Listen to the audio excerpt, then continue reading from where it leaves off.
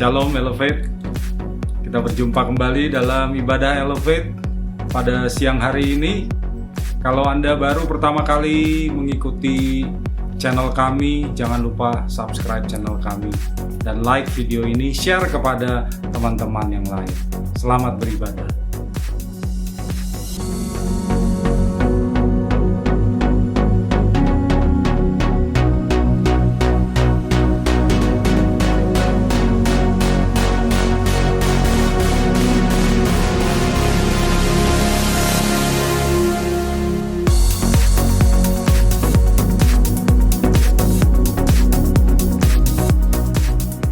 Shalom Elevate, puji nama Tuhan. Kita bersuka cita, kita berkumpul, kita bersama-sama. Kita mau datang kepada Tuhan, menaikkan pujian syukur yang terbaik bagi Dia. Haleluya. Mari kita satukan hati, kita bersama, kita berdoa. Allah yang baik Tuhan, kami mengucap syukur buat penyertaan-Mu sepanjang hidup kami. Dan inilah kerinduan hati kami Bapa. Kami mau datang kepadamu, menaikkan syukur, menaikkan pujian kepadamu Tuhan. Dan biarlah hanya Engkau Allah yang dipermuliakan dan yang kami puji. Terima kasih Tuhan, terima kasih Bapa. Engkau yang memelihara setiap hidup kami Tuhan. Sepanjang hidup kami biarlah kami menyerahkan semuanya ke dalam tangan-Mu. Hanya di dalam nama Tuhan Yesus Kristus kami berdoa dan kami mengucap syukur. Bersama kita katakan amin. Berikan tepuk tangan bagi Tuhan kita. Haleluya.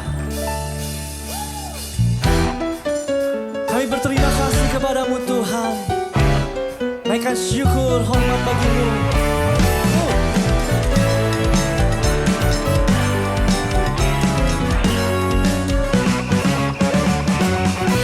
Aku berterima kasih, bersuka di hadirat-Nya.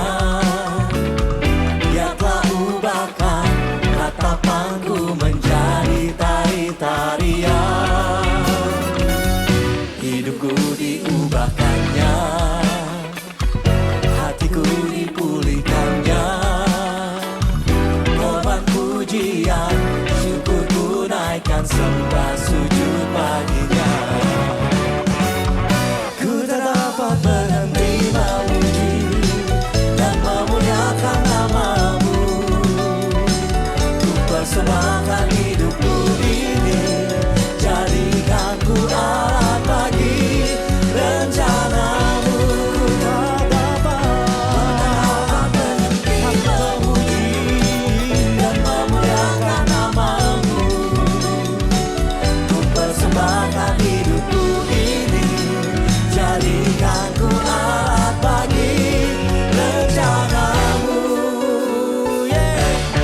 Kita bertepuk tangan bersama-sama di hadapan Tuhan. Aku berterima kasih, bersuka di hadirat-Nya. Terima kasih yang Kau ubahkan ratapanku menjadi tari-tarian. Hidupku diubahkannya, hatiku dipulihkannya. Amin. Pujian, syukurku naikkan sembah sujud baginya. Ku tak dapat berhenti memuji dan memuliakan nama-Mu. Persembahkan hidupku ini, jadikan ku alat bagi rencana-Mu. Ku tak dapat memuji-Mu dan memuliakan nama-Mu. Kami persembahkan hidupku ini, jadikan ku alat bagi rencana-Mu.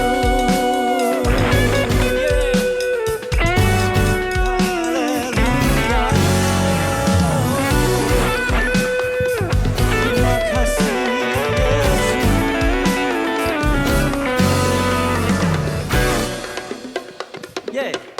Kita bertepuk tangan bersama.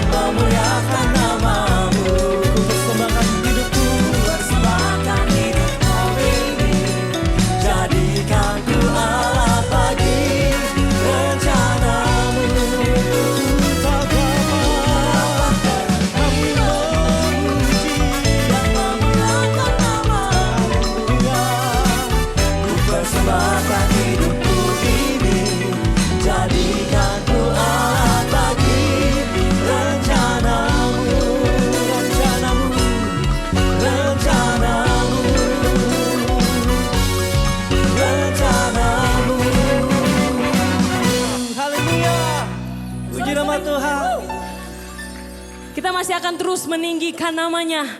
Ini setiap kami Tuhan, kami mau terus memuji-memujamu ya Bapa. Sebab ku percaya Engkau Tuhan Rajaku yang menebus setiap hidup kami. Dan kami persembahkan hidup kami hanya untuk Engkau.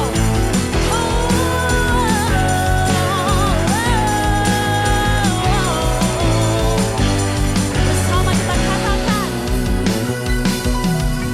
aku duga Kau selamatkan hidupku, hapuskan dosaku. Kini ku kan berikan seluruh hidupku, segenap hatiku. Tak kuduga Kau selamatkanku, hapuskan dosaku. Kini ku kan berikan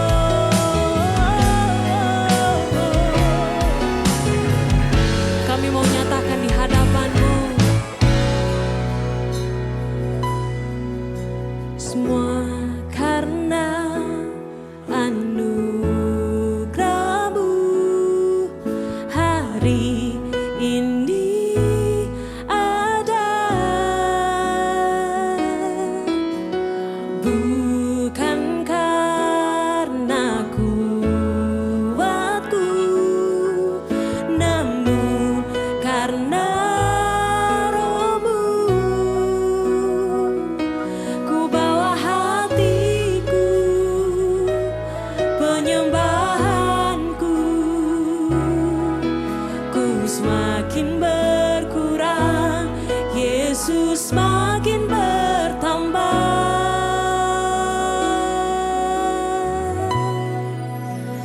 Mengikut Yesus, itulah kesukaan hatiku. Ku lepas semua aku untuk mengenal kehendaknya di hidupku.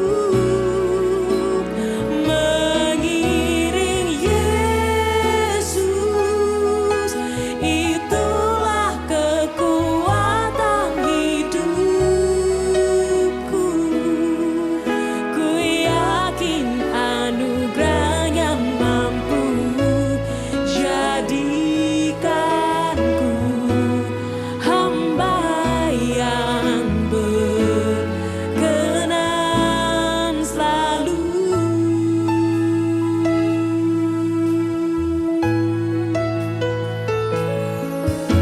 Semua karena anugerah hari ini ada.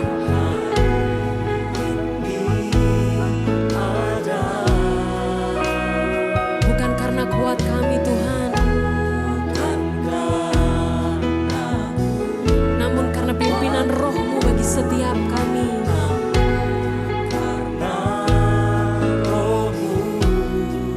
Kami bawa hati kami,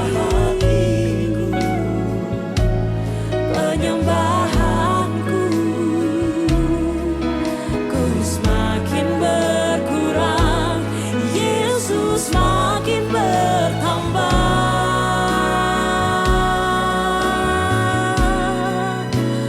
Mengikut Yesus, itulah kesukaan hatiku.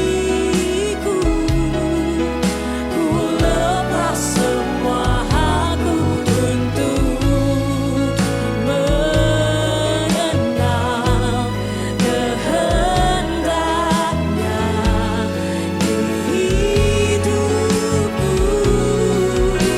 Dan mengiring Yesus, itulah kekuatan hidupku. Ku yakin anugerahnya mampu jadikanku hamba yang berkenan selalu.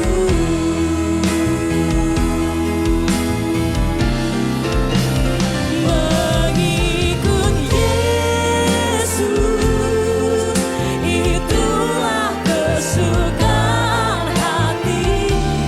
Ku lepas semua aku untuk mengenal kehendaknya di hidupku. Dan mengiring Yesus, itulah kekuatan hidup. Amin Tuhan. Ku yakin anugerahnya mampu jadikanku hamba yang berkenan. Mengiring Yesus, mengiring Yesus, itulah kekuatan hidup setiap kami ya Bapa. Kami mau nyatakan di hadapan-Mu. Ku yakin anugerahnya mampu jadikanku hamba yang berkenan selalu.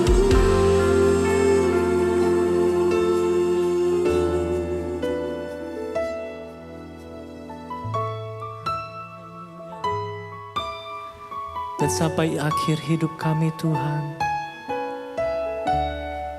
Kami mau mengikut Engkau, Yesus.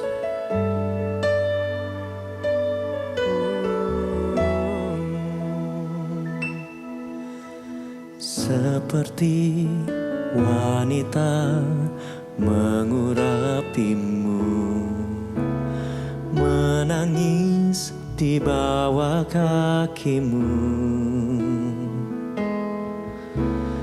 Demikian hidupku mau mengasihimu. Yesus, Engkau baik bagiku. Seperti wanita mengurapimu, menangis di bawah kakimu. Demikian kami mau mengasihimu. Yesus, Engkau baik bagiku sampai akhir. Ku menutup mata, ku tetap setia menanti janjimu, sampai ku dapatkan mahkota kehidupanku. Ku tetap setia untuk melayanimu.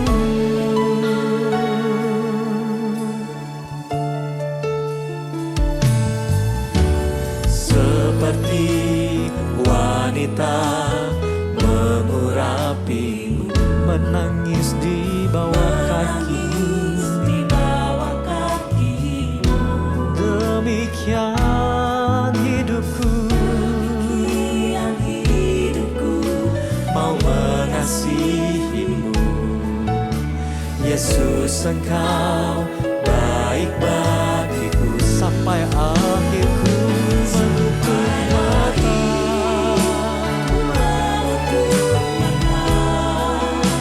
Ku tetap setia menanti janjimu, sampai ku dapatkan mahkota kehidupanku. Ku tetap setia untuk melayanimu sampai akhir. Kami menutup mata, ku tetap setia menanti janjimu, sampai ku dapatkan mahkota kehidupanku. Ku tetap setia untuk melayanimu sampai akhir hidup kami. Sampai akhir ku menutup mata, ku tetap setia menanti janjimu, Tuhan, sampai ku dapatkan, amin, kehidupanku. Ku tetap setia untuk melayanimu sampai akhir. Sampai akhir ku menutup mata, ku tetap setia menanti janjimu, sampai ku dapatkan mahkota kehidupanku. Ku tetap setia untuk melayanimu, tetap setia, ku tetap setia untuk melayanimu. Ku tetap setia untuk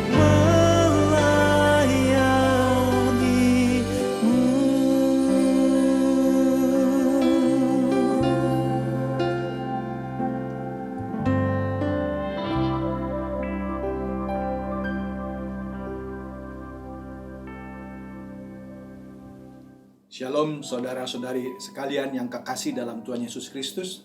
Sebelum kita memulai ibadah kita, mari kita menyatukan diri kita semua dalam doa bersama. Bapa kami yang bertata di dalam kerajaan surga, terima kasih Bapa jika pada hari ini kami boleh bertemu kembali dalam ibadah Elevate. Biarlah Bapa boleh memimpin kami semua dalam kesatuan dan dalam hati yang tertuju kepadamu saja. Urapi hamba-Mu yang akan menyampaikan sebagian dari kebenaran firman-Mu, dan urapi kami semua dalam curahan Roh Kudus dalam sesi ini. Dalam nama Tuhan Yesus kami berdoa. Amin. Shalom Elevate.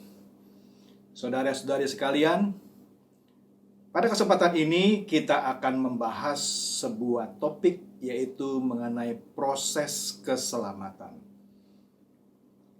Mungkin ada dari saudara-saudari yang bertanya, lah kok keselamatan ada proses ya?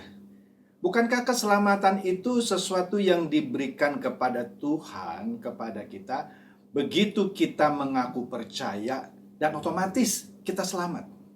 Nah, pada kesempatan ini, saudara-saudari yang kekasih, kita akan belajar lagi lebih detail mengenai apa sih sebenarnya keselamatan itu. Keselamatan selama ini banyak disalah mengerti oleh kebanyakan orang Kristen. Kebanyakan orang Kristen berpendapat bahwa begitu dia percaya, maka dia otomatis masuk surga. Jadi keselamatan diartikan sedemikian sempit, yaitu masuk surga secara otomatis begitu menjadi orang percaya. Kita akan lihat pada kesempatan ini apakah benar demikian. Saudari-saudari sekalian, seperti yang sudah saya katakan tadi, kekristenan dewasa ini sudah banyak salah kaprah mengenai arti keselamatan itu sendiri. Jadi keselamatan itu diasosiasikan sebagai masuk surga, terhindar dari neraka. Padahal yang sesungguhnya dari keselamatan itu adalah sebuah proses terus-menerus yang menyelamatkan kita punya rupa yang sudah rusak menjadi kerancangan yang semula.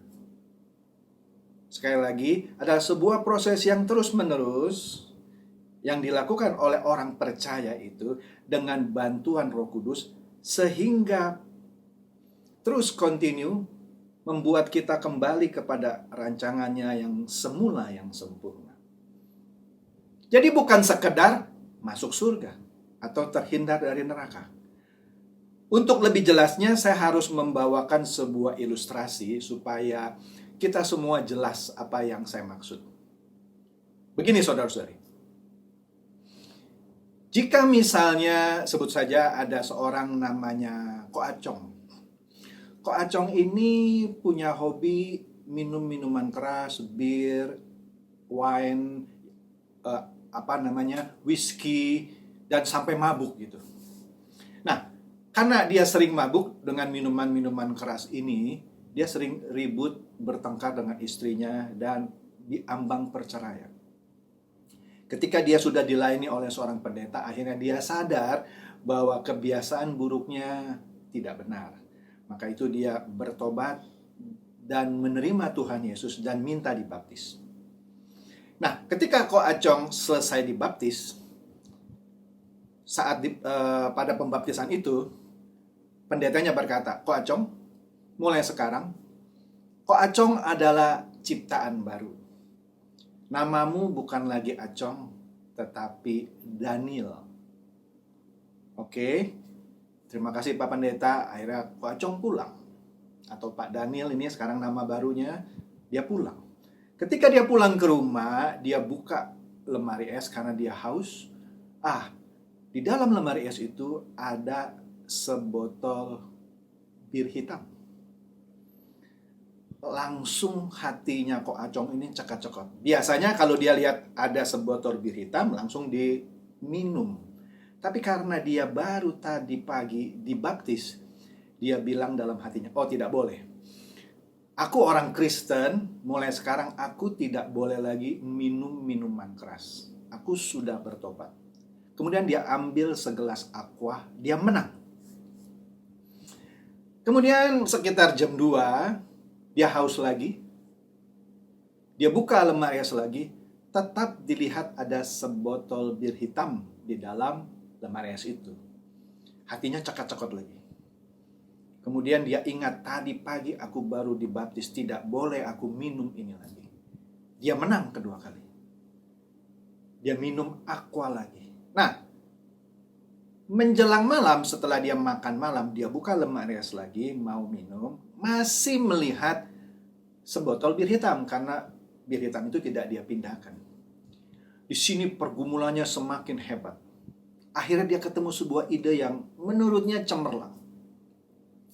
Diambillah sebotol bir hitam itu, dia ke kamar mandi, dia celupkan botol bir hitam itu ke dalam bak air mandi dan dia katakan, "Hei bir hitam, mulai sekarang namamu bukan lagi bir hitam, tetapi orange juice." Dia angkat dari bak air itu, kemudian dia minum. Tentu saja ini sebagai ilustrasi saja. Kemudian setelah dia minum, Pak Daniel yang sebelumnya namanya Pak Acong, dia menangis. "Ah Tuhan, kenapa aku harus jatuh lagi ke dalam dosa? Padahal baru tadi pagi aku dibaptis. Kok aku sepertinya tidak bisa ya meninggalkan hobi aku minum minuman keras ini. Tadi pagi aku sudah menang 2 kali. Tapi kenapa kali ini aku jatuh?" Nah, saudara-saudari sekalian, ilustrasi sederhana ini menggambarkan bahwa ketika kita mengaku percaya kepada Tuhan Yesus, mungkin mengikuti katekisasi, kemudian dibaptis, masuk kolam baptisan, keluar, itu tidak otomatis mengubah kebiasaan-kebiasaan buruk kita. Artinya, kalau Ko Acong yang nama barunya adalah Pak Daniel ini tidak terus-menerus menaklukkan dirinya atas hawa nafsu yang selalu menuntut minuman keras, maka dia akan terus-menerus jatuh ke dalam kebiasaan buruk lamanya. Dengan kata lain, mengaku percaya, menerima Tuhan Yesus, mengikuti katekisasi, ikut baptisan ke dalam kolam baptisan, keluar tidak otomatis membuat orang Kristen jadi orang suci. Lalu hubungannya apa dengan keselamatan? Saya pakai ilustrasi satu lagi. Ketika kita melayani di penjara, kita banyak ketemu orang-orang Kristen dengan tato Paulus, Yohanes. Mungkin salib Yesus Kristus. Tetapi orang ini keluar masuk penjara.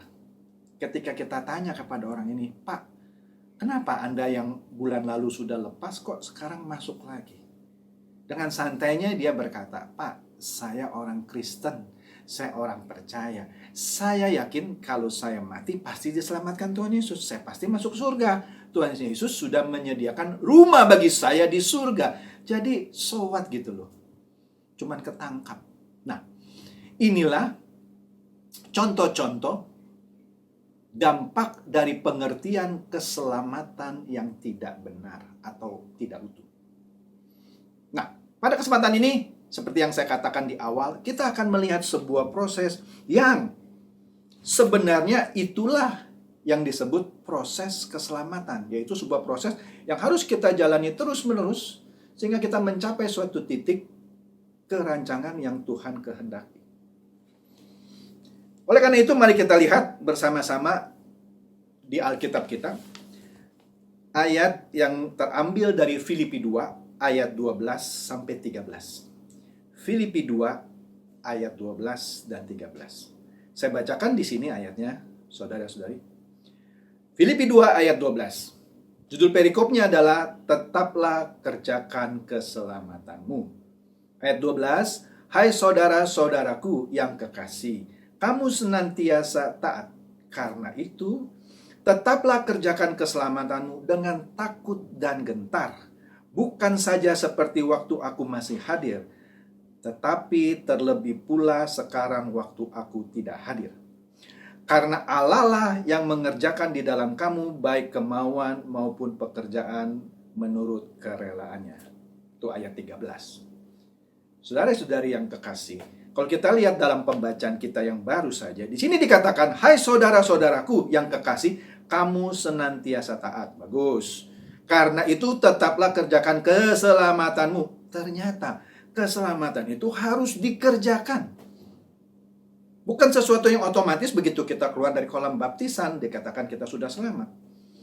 Dikatakan lagi di sini, dengan takut dan gentar. Bukan saja seperti pada waktu aku masih hadir, tetapi terlebih pula sekarang waktu aku tidak hadir.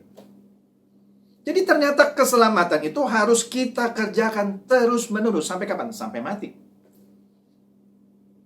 Nah, menariknya di sini ayat 13 berkata, karena Allah lah yang mengerjakan di dalam kamu baik kemauan maupun pekerjaan menurut kerelaannya. Nah, di sini ada orang yang menafsirkan demikian, saudara-saudari.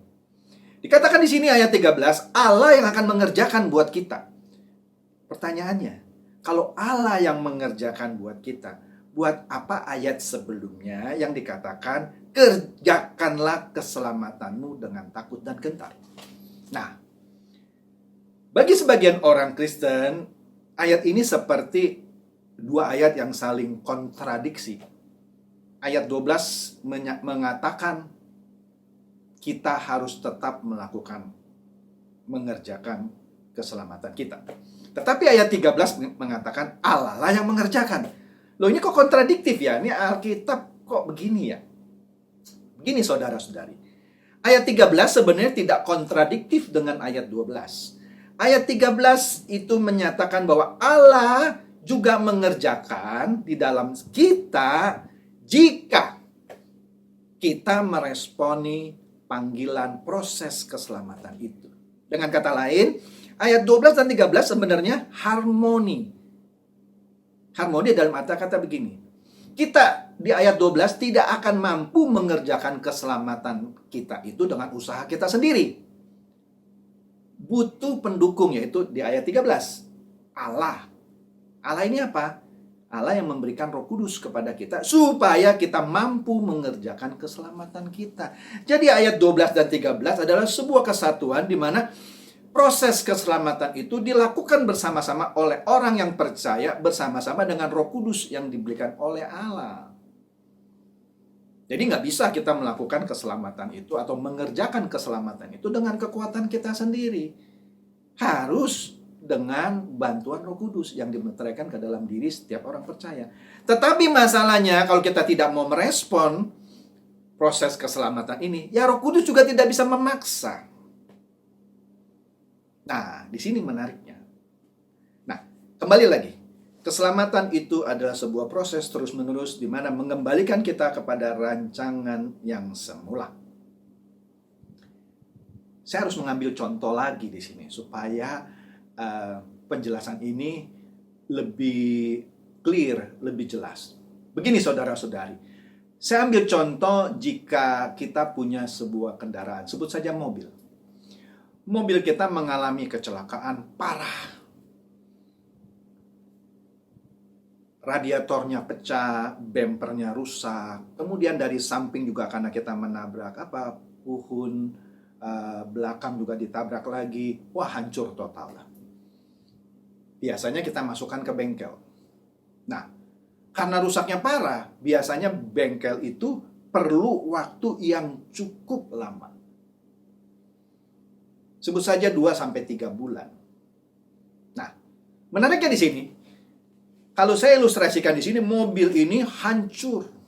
Nah, mobil ini mau kita selamatkan ke bentuknya yang semula.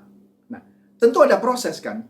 Hancur, rusak, dikembalikan ke bentuk yang awal. Nah, di sini perlu proses, misalnya masuk ke bengkel, ketok sana, ketok sini, tarik sana, tarik sini, kemudian dipanaskan, kemudian didempul, diamplas, masukkan lagi ruangan yang hampa, panas untuk dicat dasar lagi, kemudian diamplas lagi, dempul, dan seterusnya.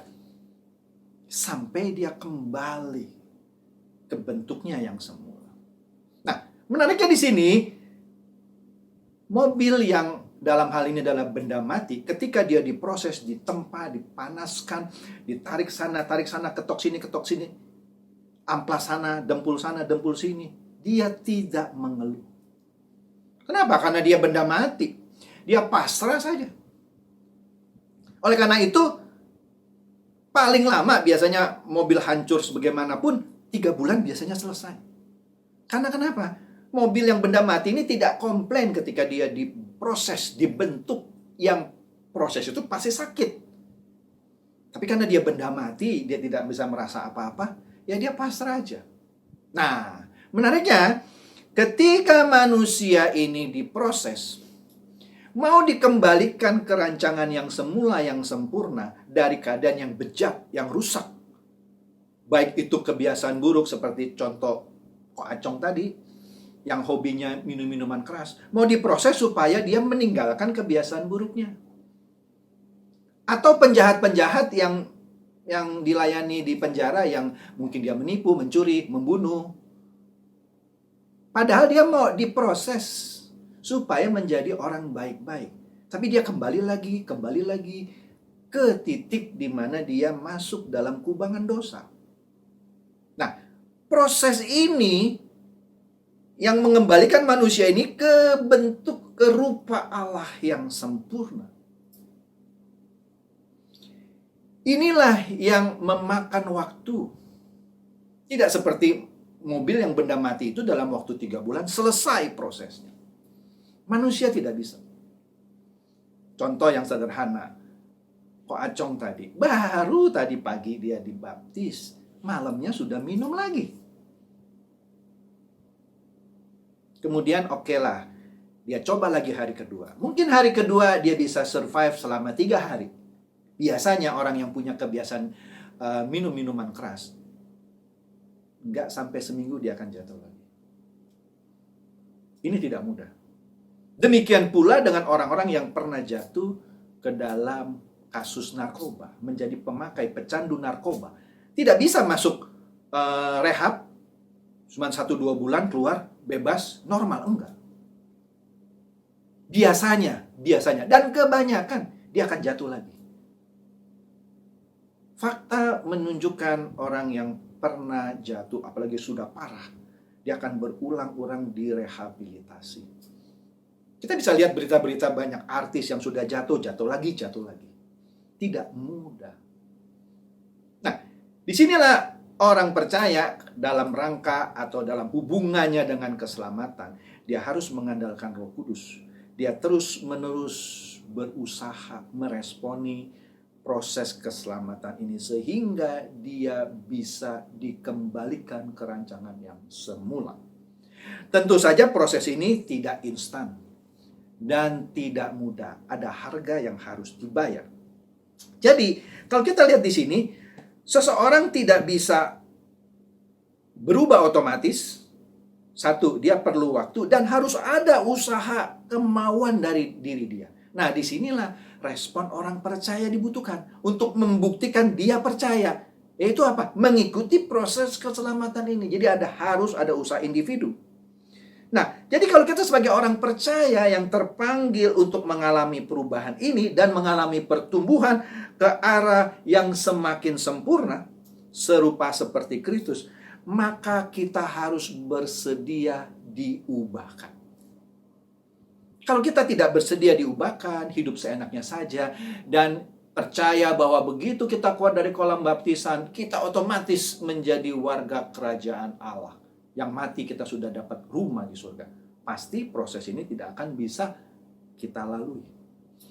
Karena kita sudah terperangkap ke dalam sebuah pengertian bahwa kita pasti masuk surga nanti. Meskipun segala hal yang buruk dari kita belum kita tanggalkan. Maka dari itu, di Filipi 2 tadi yang kita baca ayat 12, kita harus tetap mengerjakan keselamatan kita dengan takut dan gentar. Nah, oleh karena itu, saudara-saudara sekalian, kita harus berusaha dengan segenap hidup kita sebagai manusia yang dikehendaki oleh Allah untuk terus-menerus hidup mengalami perubahan dan pertumbuhan. Nah, ini bukan berarti kita mencari keselamatan dengan perbuatan baik, bukan. Orang berbuat baik apapun, seperti apapun, tidak bisa diselamatkan. Keselamatan itu hanya milik orang Kristen. Maksudnya begini, saudara-saudari. Hanya kita yang dimeteraikan oleh Roh Kudus, yang bekerja sama dengan Roh Kudus, baru bisa melakukan proses keselamatan yang dikehendaki Allah. Jadi, saudara-saudari sekalian, tadi kita sudah lihat bahwa proses keselamatan itu bukan sesuatu yang bisa terjadi secara instan. Nah, di sini kita akan lihat bahwa terkait dalam perubahan perilaku dari yang buruk terus-menerus mengalami proses sehingga kita bisa meninggalkan perilaku yang buruk ini, Alkitab tidak pernah mengajarkan bahwa perilaku orang percaya itu dapat berubah secara mistik atau ajaib. Tadi kita sudah lihat dalam ilustrasi Ko Acong yang kemudian setelah dibaptis menjadi Pak Daniel. Di sini kita lihat perubahan perilakunya tidak terjadi secara otomatis begitu dia keluar dari kolam baptisan. Malah malam harinya masing dia bisa jatuh. Dan berhari-hari ke depan dia juga akan jatuh bangun. Nah, ini manusiawi kalau kita bisa bilang. Oleh karena itu, proses keselamatan ini akan terus-menerus harus dijalani. Dan itu bukan suatu usaha yang mudah. Nah, di sini proses pertumbuhan ini, kehidupan rohani maksudnya, sama dengan proses pertumbuhan tubuh fisik kita yang secara natural hari demi hari, tahun demi tahun mengalami perubahan. Jadi sekali lagi, untuk itu tidak ada cara yang singkat. Atau dengan kata lain, tidak bisa tidak, harus ada usaha juga dari orang yang percaya ini untuk bekerja sama dengan Roh Kudus menjalani proses keselamatan. Seperti yang dikatakan tadi dalam Filipi 2 ayat 12. Tapi jangan khawatir, ada Filipi 2 ayat 13 di mana Allah memberikan Roh Kudusnya untuk menguatkan kita dalam menjalani proses keselamatan. Hanya dengan mengikuti proses ini saja, maka keadaan tak bercacat dan bercela yang seperti dikehendaki oleh Tuhan Yesus pada akhirnya masa demi masa, waktu demi waktu akan kita capai. Memang tidak mudah dan perlu harga yang harus dibayar tadi. Nah, oleh karena itu, di masa kehidupan kita yang kita tidak tahu kapan akan berakhirnya, kita harus mempergunakan waktu yang ada ini sebaik-baiknya. Apalagi kalau kita sudah berusia tidak lagi muda. Secara teori, umur kita sudah semakin dekat pada kesudahannya. Tapi ini bukan berarti juga anak-anak yang masih muda berleha-leha. Saya masih muda, umur saya masih panjang, saya masih punya kesempatan yang lebih panjang. Belum tentu. Bisa saja yang lebih muda, lebih cepat dipanggil oleh Tuhan. Umur manusia itu adalah misteri. Oleh karena itu, tidak bisa tidak, untuk setiap kita orang percaya, untuk bertumbuh, maka dia harus serius menjalani perubahan ini. Nah, orang yang terpanggil, dalam hal ini orang-orang Kristen yang terpanggil untuk mengalami perubahan ke arah perubahan yang seperti Kristus, itu harus bersedia diubahkan. Apa itu maksudnya bersedia diubahkan? Artinya, dia harus punya satu kesadaran bahwa dia sebagai orang percaya mau sungguh-sungguh ikut dalam proses keselamatan ini, diubahkan dari naturnya yang sudah bejat, rusak, bahkan berpuluh-puluh tahun masuk dalam kubangan dosa, pelan-pelan bangkit dan kemudian diubahkan, diproses. Nah, jadi di sini kata kuncinya adalah Kita sebagai orang percaya harus berusaha segenap hidup kita terus-menerus. Apalagi tadi yang saya katakan sudah berumur, yang sudah banyak ketinggalan. Nah, ini bagaimana kita memanfaatkan umur kita yang sudah tidak lama lagi menjalani proses keselamatan ini. Nah, untuk itu kata kuncinya adalah bertekun terus-menerus. Jadi usaha untuk mengalami perubahan ini adalah usaha yang tadi saya katakan tidak mudah. Nah, jadi konsekuensinya adalah seseorang itu harus sungguh-sungguh mau meninggalkan cara hidupnya yang lama. Nah, kalau kita lihat di dalam Alkitab, banyak ayat-ayat yang menunjukkan bahwa orang percaya harus memiliki usaha yang sungguh-sungguh untuk bisa bertumbuh guna menjadi sempurna. Untuk itu, sekali lagi, dibutuhkan ketekunan.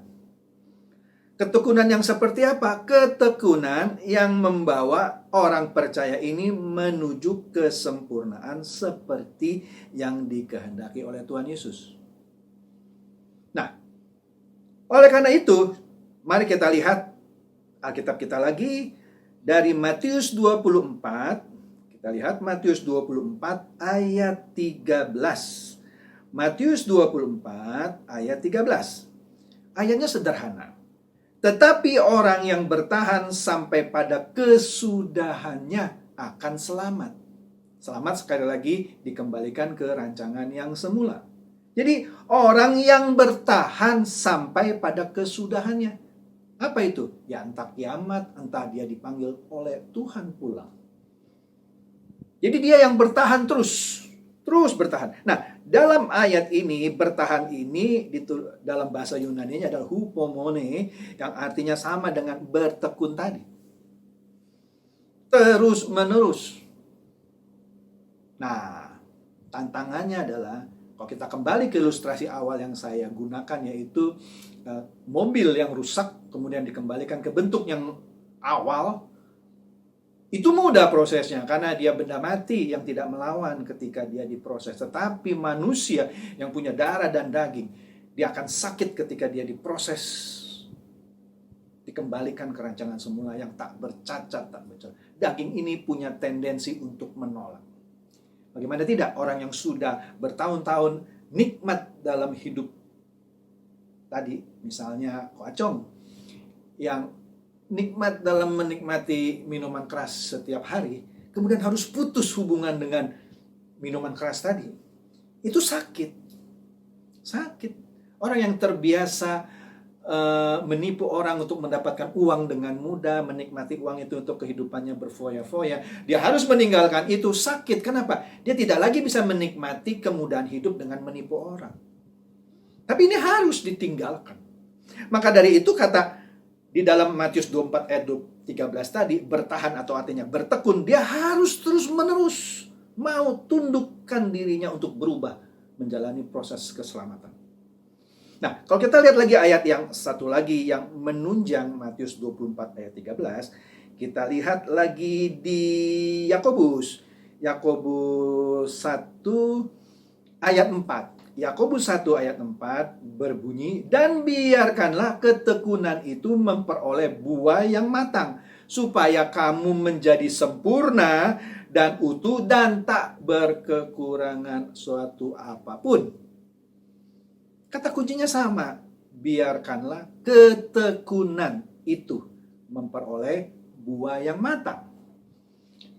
Ini tentu bukan proses yang mudah, bukan proses yang ajaib, bukan suatu proses yang instan.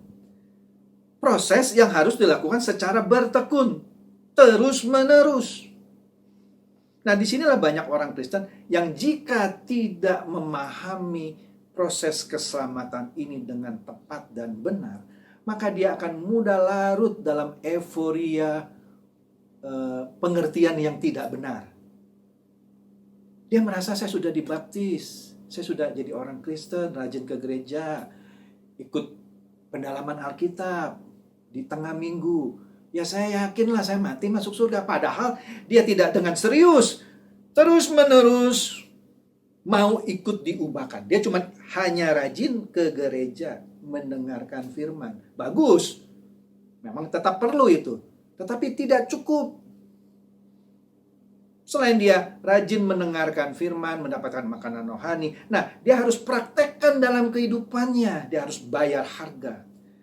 Jadi mendengarkan oke, tetapi dia harus aplikasikan dalam kehidupannya. Dan ini yang sulit. Mengerjakan proses keselamatan itu jauh lebih sulit ketimbang hanya mendengarkan firman saja. Saya tidak mengatakan mendengar firman itu tidak penting. Mendengarkan firman itu penting juga. Yang mana itu menjadi modal dasar kita untuk mengetahui, oh ini loh jalan yang benar, ini loh yang harusnya saya hindari, dan seterusnya, dan seterusnya. Tetapi setelah kita mengetahui itu semua, apa gunanya kalau kita tidak praktekkan dalam kehidupan kita sehari-hari? Dan kita mau terus diubahkan, diproses terus-menerus sampai menuju titik kesempurnaan. Jadi, saudara-saudari yang kekasih dalam Tuhan Yesus.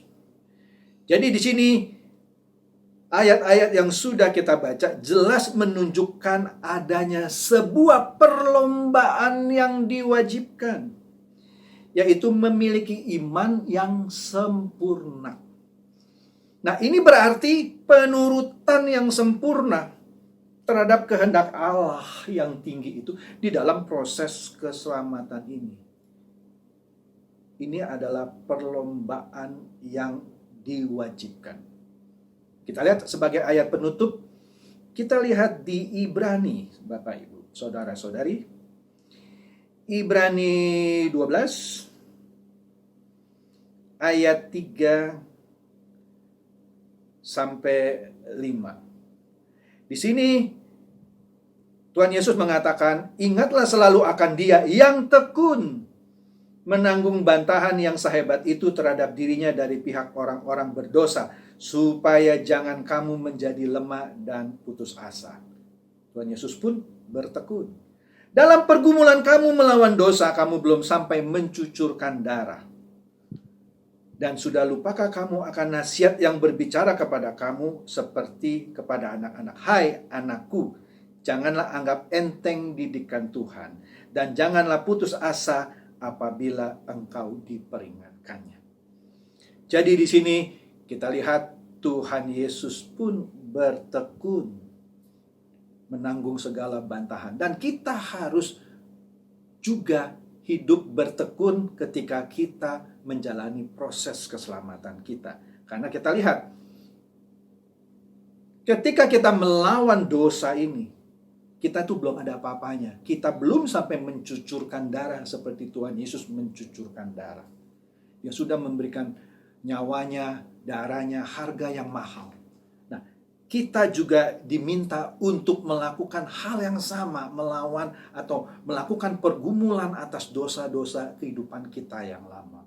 Kita tinggalkan itu dan kita masuk dalam proses keselamatan yang tidak mudah ini. Baru hanya dengan demikian kita boleh dikembalikan ke rancangannya yang sempurna. Biarlah kiranya sebagian dari kebenaran firman ini boleh saudara-saudari terapkan dan jalankan dalam kehidupan sehari-hari. Saya tutup dalam doa. Bapa kami yang bertata dalam kerajaan surga, terima kasih Bapa, kami boleh belajar lagi sebagian dari kebenaran firman-Mu mengenai proses keselamatan yang sesungguhnya. Maafkan kami jika selama ini kami belum serius dalam melakukan proses keselamatan ini. Biarlah kekuatan Roh Kudus boleh terus melingkupi kami, membuat kami boleh terus kuat menjalani proses keselamatan ini. Biarlah kiranya berkat Roh Kudus boleh tercurah atas kehidupan kami, dan berkat Allah Bapa dan Tuhan Yesus boleh terus menyertai kami hingga Maranatha. Dalam nama Tuhan Yesus kami berdoa. Amin. Bagi saudara-saudari yang terpanggil untuk mendukung pelayanan Elevate dapat memberikan persembahan ke rekening BCA KCU Pluit nomor 16865333388. Sekali lagi 16865333388 atas nama GSKI Pluit. Saudara dapat juga menggunakan aplikasi BCA Mobile untuk men-scan QR Code yang tampil di layar. Saudara-saudari juga dapat memberikan persembahan melalui aplikasi-aplikasi yang menerima QRIS seperti GoPay, Dana, OVO, Oktomobile CMB Niaga, Permata Mobile X, dan sebagainya. Dengan aplikasi-aplikasi tersebut, saudara dapat men-scan QR Code yang tampil di layar. Terima kasih atas dukungan persembahan saudara. Tuhan Yesus memberkati.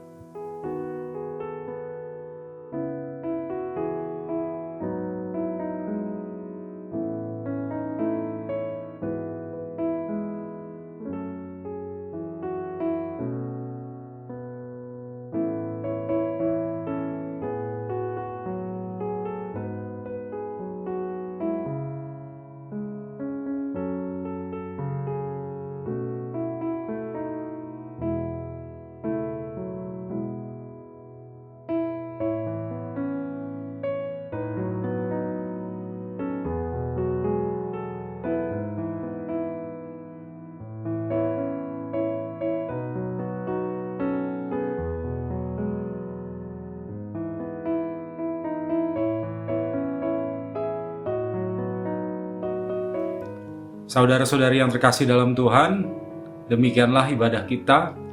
Sekarang marilah kita bangkit berdiri, kita berdoa, dan kita terima berkat dari Tuhan. Bapa di dalam surga, kami bersyukur kepadamu atas penyertaan-Mu dalam ibadah ini dari awal hingga akhirnya. Kami bersyukur atas firman-Mu. Bapa, biarlah Engkau berkati hamba-Mu, Pastor Chandra Teja yang sudah menyampaikan firman-Mu Tuhan. Biarlah Engkau terus pakai dia untuk menyampaikan kebenaran-Mu yang memberkati banyak orang termasuk kami di Elevate ini ya Bapa. Bapa, biarlah Roh Kudus-Mu menyertai kami dalam kehidupan kami setiap hari, supaya dimanapun kami berada, kami boleh semakin menyenangkan hati-Mu. Kami juga bersyukur atas persembahan yang telah dibawa oleh anak-anak-Mu. Biarlah Engkau berkati persembahan ini, sebab persembahan ini akan dipergunakan untuk kepentingan pekerjaan-Mu. Dan sekarang Bapa, biarlah Engkau ulurkan tangan-Mu kepada kami semua dan berkatilah kami. Saudara-saudari yang terkasih dalam Tuhan Yesus Kristus, mari angkatlah kedua tangan-Mu dan terimalah berkat dari Tuhan. Turunlah berkat dari Allah Bapa di surga, cinta kasih dari Putranya yang tunggal Tuhan Yesus Kristus, dalam persekutuan yang manis dengan Roh Kudus, terus beserta dengan saudara sekalian, mulai saat ini sampai selama-lamanya.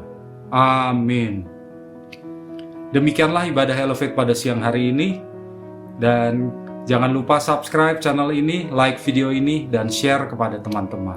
Sampai jumpa pada ibadah berikutnya.